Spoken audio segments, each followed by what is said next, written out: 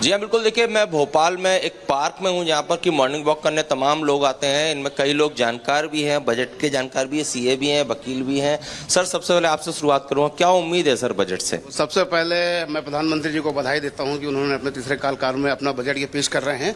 Budget तो पेश हो रहा है, थोड़ा बहुत मैं आर्थिक सर्वे पढ़ रहा था, जो समझ रहा था, उसके आधार पर दो फैक्टर हमेशा काम करते हैं, एक ग्लोबल इकोनॉमिक और एक होता है लोकल इकोनॉमिक। जहाँ तो लोकल इकोनॉमिक की बात करें तो आरबीआई ने अपनी नई गाइडलाइन जारी करने के लिए उन्होंने बोला है थोड़ा सा रेट में इनको कटौती करनी पड़ेगी, लेकिन ग्लोबल इकोनॉमी को जब तक अमेरिका अपने फेडरल बैंक में वहाँ नहीं करते तो इसका इम्पैक्ट इसको कैसे मैनेज करते हैं, ये अपने आप में बहुत बड़ी बात होगी। दूसरा ये है कि इनको थोड़ा जो है वर्ल्ड की सप्लाई चेन पे भी बहुत ध्यान देना पड़ेगा। और तीसरा जो है, जो डिसाइडिंग फैक्टर रहता है खासतौर पर खाद और फूड में जो होता है, ये जो तेल की कीमत है, इस पर भी ध्यान देना पड़ेगा। आप क्या कहेंगे सर बजट को लेकर? इस बार मिडिल क्लास का विशेष ध्यान देना चाहिए गवर्नमेंट को, क्योंकि गवर्नमेंट को मिडिल क्लास को गवर्नमेंट से यही उम्मीद है। सर, आप क्या कहना चाहेंगे? देखिए, आम आदमी को बहुत ज़्यादा कुछ फ़र्क नहीं पड़ता कि बजट में कि कहाँ से फंड्स आएंगे और कहाँ पे फंड जाएंगे। आम आदमी जिसमें बहुत बड़ा सैलरीड क्लास है, उसको सिर्फ इससे बात से फ़र्क पड़ता है कि मेरी बेसिक एग्जम्पशन लिमिट क्या है या मेरी टैक्स की प्लानिंग को मैं कैसे मैक्सिमाइज कर सकता हूँ। अभी तक 3 लाख रुपए सिर्फ बेसिक एग्जम्पशन लिमिट है, जो कि कम से कम 7 लाख रुपए होना चाहिए। इन्होंने लास्ट बजट में 7 लाख रुपए किया था, but that was with some certain conditions.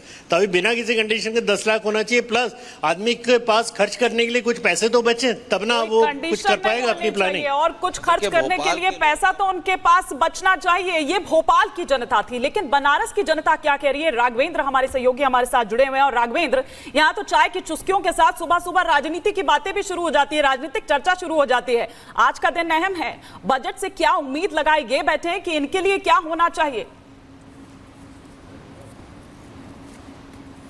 Banaras की सुबह की तो कोई बात ही नहीं है, वो अपने आप में एक अजीब तरह की एक रौनक होती है। देखिए, मैं इस समय काशी में हूँ, बनारस में हूँ। अंतर्राष्ट्रीय जो क्रिकेट स्टेडियम है सिगरा चौराहे पे, उसके सामने हुई प्रधानमंत्री नरेंद्र मोदी ने उसका उद्घाटन भी किया था और तीसरी बार यहीं से जीत करके वो सांसद बने हैं, प्रधानमंत्री बने। उनके तीसरे कार्यकाल का ये पहला बजट है। हमारे साथ देखिए बनारस के ही लोग हैं, ये बुजुर्ग लोग हैं, जानकार लोग हैं, ये अपने नौकरी पेशा से हैं। इनसे ही जानते हैं कि क्या उम्मीद करते हैं सर आप, केंद्रीय बजट आने वाला है, क्या कहेंगे सर? वो भैया कोई उम्मीद नहीं है, कोई उम्मीद नहीं है। कुछ तो आएगा किसी के लिए? किसी के लिए कुछ नहीं आएगा, वो सिर्फ उनके अपने लिए आएगा। मैं और लोगों से जानना चाहता हूं, सर क्या कहेंगे? सर क्या कहेंगे बजट के लिए? कुछ क्या आप सोचते हैं? फैसल भी बताएंगे, डॉक्टर साहब बताएंगे। देखिए, अभी कुछ लोग बोलने से मना कर रहे हैं, मैं और कुछ युवाओं के पास जाता हूं। आप देखिए, मैं लगातार ये कुछ लोग बैठे हुए हैं। भाई साहब, आज केंद्र सरकार का बजट आ रहा है, क्या सोचते हैं कि एजुकेशन है या महंगाई है, रोजगार, किसके बारे में क्या कुछ आप चाहते हैं? क्या कुछ हो? अभी तो हमको सोच ही नहीं, चाय पी लेने दीजिए थोड़ा। फिर भी आप सोचिए सर, अभी सो को उठे हैं ना, थोड़ा सा रुक जाइए। राघवेंद्र आपके पास आ रहे हैं और हमारे साथ इस वक्त कोमल चंडीगढ़ से जुड़ी हुई हैं। इस वक्त सुबह सुबह लोग अपनी सुबह की शुरुआत करते हैं, लेकिन भविष्य की शुरुआत बजट के साथ होती है। कोमल, जरा बताइए वहां लोग क्या सोच रहे हैं इस बजट को लेकर? कैसा बजट हो कि उनको खुशी होगी? क्या उम्मीदें हैं उनकी? बिल्कुल, देखिए, वित्त मंत्री आज बजट पेश करेंगी, लेकिन अगर घर की गृह मंत्री की बात करें जो किचन का बजट बनाती है, उन्हें क्या उम्मीदें हैं? काफ़ी उम्मीद तो लगा के बैठी है, लेकिन उनसे बात करेंगे। कुकिंग कर रही है आप सुबह सुबह और रेडी भी हो गई, ऑफिस भी जाना है, ऐसे में दिमाग में है कि बजट भी पेश होगा, बजट थोड़ी राहत लेके आए। बहुत एक्साइटेड है हम, because we are working people, so excitement हो रही है कि आज का बजट कैसा होगा। लेकिन निर्मला सीतारमण जी की इंटेलिजेंस पे और मोदी जी पे मुझे पूरी उम्मीद है कि वो पिछले सालों की तरह अच्छा बजट बनाएंगे। कोई चीज़ बढ़ती है तो कोई कम भी करेंगे, ताकि हमारे घर बैलेंस रहे। आपको क्या उम्मीदें हैं? वर्किंग प्रोफेशनल है, आप कुकिंग भी कर रही है, एक रहता है कि जाना है, घर आना है, ऐसे में बजट से कितनी राहत चाहती है? बजट ऐसा हो कि जैसे मैं वर्किंग हूँ तो ऐसा होना चाहिए कि मैं घर आऊँ, काम करूँ।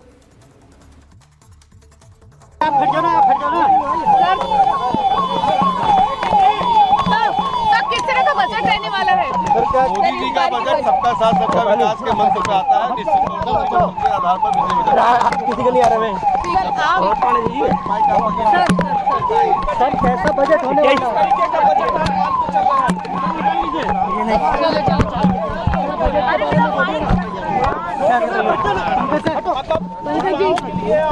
कोई बात नहीं, हम हट जाएंगे।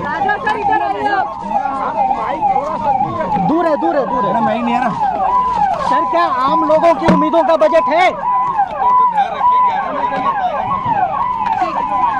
किसानों के लिए कोई स्पेशल स्कीम क्या कर दिया? किसानों के लिए स्पेशल स्कीम, किसानों के लिए सर, युवाओं के लिए 11 बजे सब पता चल जाएगा। चलिए सर हाथ तो हटाइए आप। तो आप देख रहे हैं वित्त राज्य मंत्री पंकज चौधरी से मीडिया सवाल पूछ रही है कि आखिर जो आज बजट आने वाला है उसमें क्या कुछ है। उन्होंने ये कहा कि सबका साथ सबका विकास वाला बजट है। अब वो तकरीबन 11 बजे निर्मला सीतारमण जब संसद में बजट पेश करना शुरू करेंगी तो किसके खाते में क्या लेकर आई हैं ये पता लगना शुरू होगा। स्टूडियो में बहुत सारे मेहमान हमारे साथ हैं। हम लगातार नॉर्थ ब्लॉक पर भी नजर रखे हुए हैं क्योंकि वहां पहुंचेंगी थोड़ी देर बाद वित्त मंत्री निर्मला सीतारमण। मास्टर शिवराज हमारे साथ हैं, किसान नेता हैं हमारे साथ, प्रोफेसर अखिल स्वामी हैं, चंद्र प्रकाश जी हैं, वरिष्ठ पत्रकार हैं, प्रेम कुमार जी स्टूडियो में हैं। मैं एक बार मास्टर शिवराज आपसे पूछ लूं क्योंकि उन्होंने शुरुआत में कहा, कुछ मीडिया कर्मी पूछ रहे थे किसानों के लिए क्या है, तो आपकी उम्मीद क्या है? बहुत से लोग पिछली बार भी उम्मीद कर रहे थे कि किसान सम्मान निधि बढ़ेगी, इस बार कहा जा रहा है वो हो सकता है। धन्यवाद आपके लिए, लेकिन हम किसान निधि तो चाहते ही नहीं। अच्छा, क्या चाहते हैं? हम ये चाहते हैं कि आज खेती घाटे का सौदा हो रही है, खेती को लाभकारी कैसे बनाया जाए, क्योंकि फसलों की लागत बढ़ती जा रही है और फसलों का जो उचित मूल्य है वो किसान तक नहीं पहुंच रहा है। अभी आप कह रहे थे, मैंने तो नहीं सुना सबका साथ सबका विकास, लेकिन आपके कान में आ गया होगा। उन्होंने सवाल पूछा था, उसका जवाब में आपके कान में आ गया होगा। अभी किसान हमारा देश का 50 साल पीछे है। जब तक लोकसभा, विधानसभा और राज्यसभा में किसान सत्र कम से कम 5 दिन का नहीं चलेगा और उसमें किसानों पर चर्चा नहीं होगी कि खेती को लाभकारी कैसे बनाया जाए। आज खेती घाटे का सौदा है क्योंकि बीमा का लाभ नहीं मिल पाता। वो ये है कि जब तक 70% फसल पूरी तहसील की खत्म ना हो जाए, जब तक किसान को लाभ नहीं मिल पाता बीमा का। और खेती पे जो लागत मूल्य बढ़ रहा है, दूध का रेट, जो पालतू पशु है उनका दूध का उचित रेट नहीं मिल पाता, तो इस पर गवर्नमेंट को बोनस देना चाहिए दूध पर। जो हमारे पालतू पशु हैं उनकी इलाज की व्यवस्था बेहतर नहीं है। गांव देहात से शिक्षा और स्वास्थ्य दूर हो रहा है। अभी आयुष्मान कार्ड है, अच्छी योजना है, लेकिन आयुष्मान कार्ड में भी ना तो सारे अस्पताल हैं और ना सारे इलाज हैं उसके अंदर, और ना ओपीडी है उसके अंदर। ज़्यादातर आदमियों को अपने पैसे से इलाज कराना पड़ता है।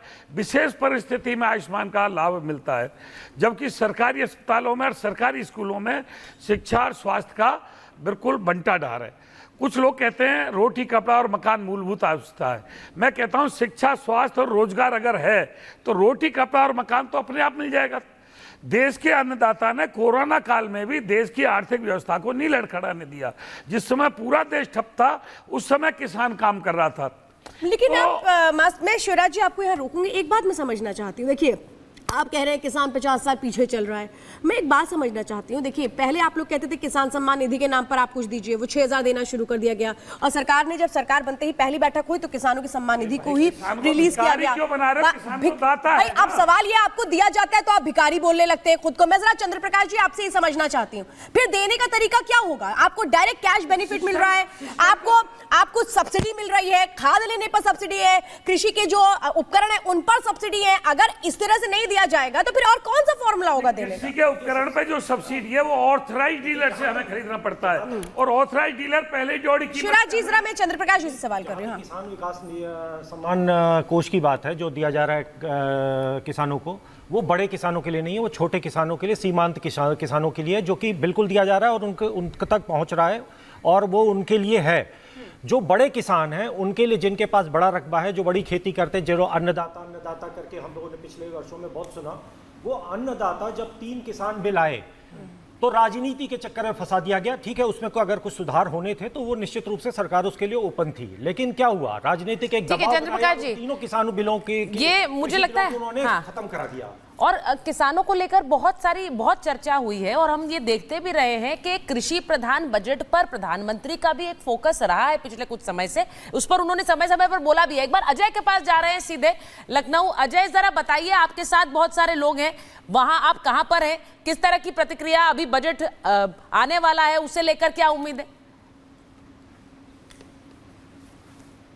बिल्कुल, देखिए बजट को लेकर चर्चा है। मोदी सरकार 3.0 में बजट में क्या कुछ आम लोगों को मिलेगा, बात करने के लिए लखनऊ के तमाम लोग हमारे संग मौजूद हैं। आप बताइए, आपकी तो टी शर्ट पे लिखा